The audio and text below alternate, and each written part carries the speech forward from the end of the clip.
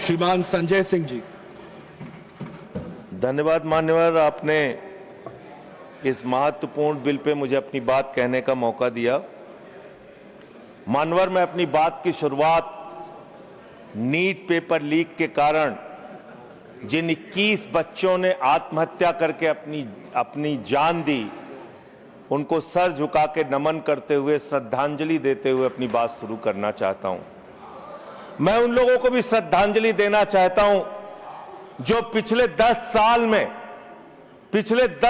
में 1,23,000 छात्रों ने सुसाइड किया, आत्महत्या किया, और 2,000 छात्र हर साल सिर्फ पेपर लीक के कारण आत्महत्या की जिन्होंने। मान्यवर, मैं ये बिल पढ़ रहा था और आपने नीट के पेपर लीक के कारण जब 22 लाख बच्चे प्रभावित हुए तो आपने कहा री एग्जाम कराएंगे।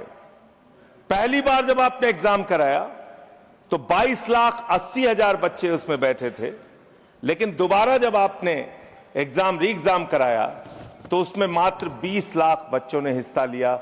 2,80,000 बच्चों ने हिस्सा नहीं लिया। उस गुनाह के लिए, उस पाप के लिए जिम्मेदार कौन है? दूसरी बात मान्यवर, यह बिल देख के मुझे लगता है कि सरकार खुद स्वीकार कर रही है कि देखो भाई, पेपर लीक तो होगा, पेपर लीक हम नहीं रोक पाएंगे, पेपर लीक होगा। हत्या के खिलाफ सख्त कानून बनता है, बलात्कार के खिलाफ सख्त कानून बनता है। तो कोई हत्या का अपराधी होता है, बलात्कार का अपराधी होता है जिसको सजा मिलती है। पेपर कराने की जिम्मेदारी तो सरकार की है मान्यवर, पेपर कराने की जिम्मेदारी तो सरकार की है। आपको अपने ऊपर कॉन्फिडेंस ही नहीं है कि आप ऐसा पेपर कराएंगे जिसमें पेपर लीक ना हो। यह आपको कॉन्फिडेंस नहीं, इसलिए आप ये कानून लेके आए। कानून में लिखा क्या है?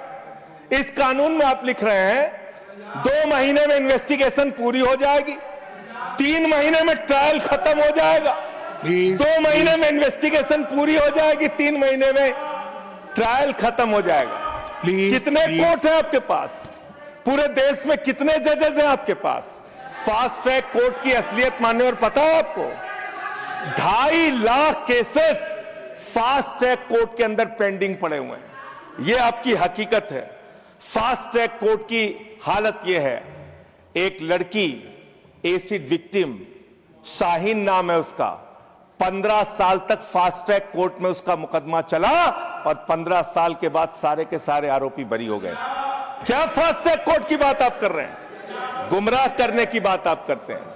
मान्यवर, इनके राज में 1 लाख सरकारी स्कूल हिंदुस्तान में बंद हुए। 1,20,000 सरकारी स्कूल ऐसे हैं जिसमें एक टीचर है। 98,000 सरकारी स्कूल ऐसे हैं जिसमें बच्चियों के लिए टॉयलेट का इंतजाम नहीं है। 1,19,000 सरकारी स्कूल ऐसे हैं जिसमें बिजली का इंतजाम नहीं है। मान्यवर, यह सरकार शिक्षा के ऊपर मात्र 2% पैसा खर्च करती है, मिड डे मील में नमक रोटी खाने को देती है। इसलिए क्योंकि मोदी जी का नारा है अनपढ़ रहेगा इंडिया, तभी तो अंधभक्त बनेगा इंडिया। अनपढ़ रहेगा इंडिया, तभी तो अंधभक्त बनेगा इंडिया। मान्यवर, इस सरकार ने कोयला चुराया, गैस चुराया, बिजली चुराई, पानी चुराई, शिक्षा चुराया, स्कूल चुराया, अस्पताल चुराया, पेपर चुराया। हम लोगों ने सोचा अब क्या चुराएंगे? बोले हम चंदा भी चुराएंगे, राम का चंदा भी चुराएंगे। पेपर चोरी से लेके चंदा चोरी तक सारे चोरी के गुनाह में तुम लोग शामिल हो। मान्यवर, किसान आंदोलन करता है तो खालिस्तानी हो जाता है। किसान आंदोलन करता है तो खालिस्तानी हो जाता है। मुसलमान आंदोलन करता है तो पाकिस्तानी हो जाता है। नौजवान आंदोलन करता है तो चाइनिस्तानी हो जाता है। लेकिन मैं इस सरकार के बारे में कहना चाहता हूं, जो लोग AK-47 चलाते हैं, छात्रों के सर पे लाठियां चलाते हैं, आंसू गैस के गोले छोड़ते हैं, वो सरकार आतंकवादियों जैसा आचरण कर रही है, आतंकवादियों जैसा व्यवहार कर रही है। मैं ये कहना चाहता हूं। मान्यवर, प्लीज कंक्लूड, प्लीज। मान्यवर, मैं आपके माध्यम से इनको एक सुझाव देना चाहता हूं। इनकी एक सांसद ने वहां पर गई हुई नौजवान, खत्म कर रहा हूं सर, सबके ऊपर आपने 1-2 मिनट मुझे भी दे दीजिए, टाइम खत्म हो रहा है, बोलिए बोलिए सर, अभी तो 3 मिनट बाकी है सर, बोलिए सर। छात्र जो गए वहां आंदोलन करने, उनको बर्बरता पूर्वक मारा गया, लाठियों से पीटा गया सर, उनके सर फोड़ दिए गए, उनके ऊपर आंसू गैस के गोले छोड़े गए, वो चीखते रहे, चिल्लाते रहे, 500 छात्रों को घायल किया। और बिहार के अंदर इन लोगों ने AK-47 चलाया सर। वो आतंकवादी हैं हमारे छात्र, वो हमारे घरों के बच्चे आतंकवादी हैं सर, जिनके ऊपर आपने गोलियां चलाई। और तो और इनकी एक सांसद है मान्यवर, उन्होंने किसान आंदोलन में किसानों को गालियां दी, नौजवानों के आंदोलन में नौजवानों के लिए इतनी भद्दी टिप्पणी की मान्यवर, इस सदन के अंदर मैं कह नहीं सकता मान्यवर। हमारी बच्चियों को यह कहा गया, उनके चरित्र के ऊपर सवाल उठाया गया। मैं निवेदन करना चाहता हूं JP नड्डा जी से, समझाइए अपने उस सांसद को। अभी तो उसको एक थप्पड़ पड़ा, सिर्फ 5 उंगली के निशान पड़े थे। ऐसी बात करोगे, गटर जेनजी को गटर कहोगे, जेनजी को गटर करोगे, तो तुम्हारी सरकार को इस देश का नौजवान, इस देश का जेनजी पकड़ के गटर में डालने का काम करेगा। इसलिए तुम्हारी सरकार को मान्यवर, इसलिए मैं आपसे निवेदन करना चाहता हूं, नौजवानों को गटर जेनजी मत बोलो, तुम्हारी सरकार को उठा के वो गटर में डालने का काम करेंगे मान्यवर। इसमें ऐसे प्रावधान आप लेके आए हैं माननीय संजय जी। मैं बस खत्म कर रहा हूं। अकेले स्पीकर हैं आप? हाँ अकेले हैं। अकेले सर, मैं ये सोच रहा था कि ये सरकार ऐसा कानून लेके आए, अकेले रहेंगे तब भी तुम्हारे खिलाफ लड़ेंगे, याद रखना। संजय जी, अकेले रहेंगे तब भी तुम्हारे खिलाफ लड़ेंगे जी। ये दादागिरी कहीं और दिखाना।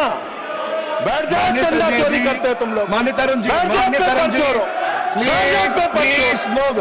माननीय Sanjay ji, address the chair को एड्रेस द चेयर।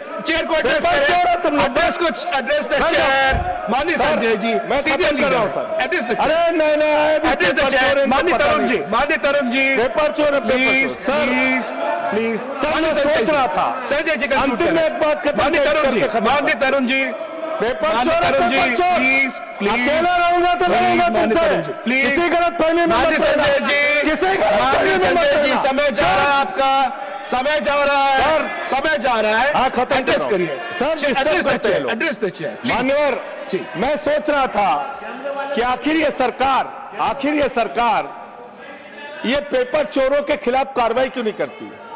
मुझे ये पता चला मान्यवर, ईडू टेस्ट नाम की एक कंपनी, खत्म कर रहा हूं, ईडू टेस्ट नाम की एक कंपनी जो गुजरात के अंदर ब्लैक लिस्टेड हुई, उससे बिहार में पेपर कराया गया, वहां भी ब्लैक लिस्टेड हुई, उसी से यूपी में पेपर कराया गया, वहां से भी ब्लैक लिस्टेड हुई। तो जो पेपर चोर हैं वो अहमदाबाद में ब्लैक लिस्ट हुए, बिहार में ब्लैक लिस्ट हुए, यूपी में पेपर चोरी की, क्योंकि उनको पेपर कराने का ठेका इसलिए मिलता है क्योंकि उनका संबंध, खत्म कर रहा हूं सर, 30 सेकंड सर, 30 सेकंड। उस ईडू टेस्ट कंपनी का पेपर चोर का संबंध देश के प्रधानमंत्री और कई राज्यों के मुख्यमंत्री से है। थैंक यू मुख्यमंत्री से है सर, मुख्यमंत्री से है, उनके फोटो मिल जाएंगे सर। खत्म कर रहा हूं, धमकी मत दिलवाइए सर, कंक्लूड करिए। चोर हमको धमकी दे रहे हैं, ये चंदा चोर हमको धमकी दे रहे हैं। Anything unparliamentary will not go on record, anything unparliamentary will not go on record. Please conclude करिए। चंद्रशेखर जी के अंतिम लाइन कंक्लूड करिए। आप ही आ रहे हैं सर, हम कंक्लूड करिए। I have to put that one, I will allow you. Conclude करिए, बिठाइए, कंक्लूड करिए। पेट पे दर्द शुरू हो गया संजय जी, मिर्गी के झटके आ रहे हैं, करिए, उनको समझाइए। कंक्लूड करिए प्लीज। मिर्गी के झटके आ रहे हैं, समझाइए सर। मैं आपको समय दूंगा, I will give you the time, please conclude करिए सर, कंक्लूड करिए। अंत में चंद्रशेखर जी, स्वर्गीय प्रधानमंत्री जी की एक लाइन के साथ अपनी बात कहना चाहता हूं, इस देश के नौजवानों की तरफ से आपको जिन हाथों में शक्ति भरी है राज तिलक देने की, जिन हाथों में शक्ति भरी है राज तिलक देने की, उन हाथों में ही ताकत है सर उतार लेने की। इसलिए अहंकार थैंक यू, मत करो। Thank you. Point of order, point of order. माननीय सतपाल, माननीय professor mister Satpal Sharma ji, point of order. माननीय सतपाल जी, दो लोग नहीं, एक, anyone. Yes, There is a order number 110. Rule number 110. 110, scope of debate. Yeah. Okay. Anything unparliamentary will not go on record. We will examine. Point taken. Ruling Everything. made. Yes, It please. is not Sudhanshu ji. unparliamentary. देखिए, I made my ruling. Sudhanshu ji, माननीय सुधांशु जी, इन्होंने माननीय प्रधानमंत्री जी का नाम लिया है इस ढंग से, तो ही हैज टू ऑथेंटिकेट। किस बेस पे इन्होंने कहा कि अगर प्रधानमंत्री जी आपने का ऐसा उससे कहा, क्या you संबंध? may authenticate it. जी जी जी, प्लीज चेयर से ऑर्डर कीजिए। जी जी, ऑथेंटिकेट करिएगा। हाँ, मैं ऑथेंटिकेट करूंगा। Sure. Thank you. Thank you, everyone to your places. Everyone to your places. My ruling is very clear. I've heard the point of order. Anything will be examined. Anything which is not in accordance of rules will not be there. Point made. We'll move on. Professor Manoj Kumar Jha, please.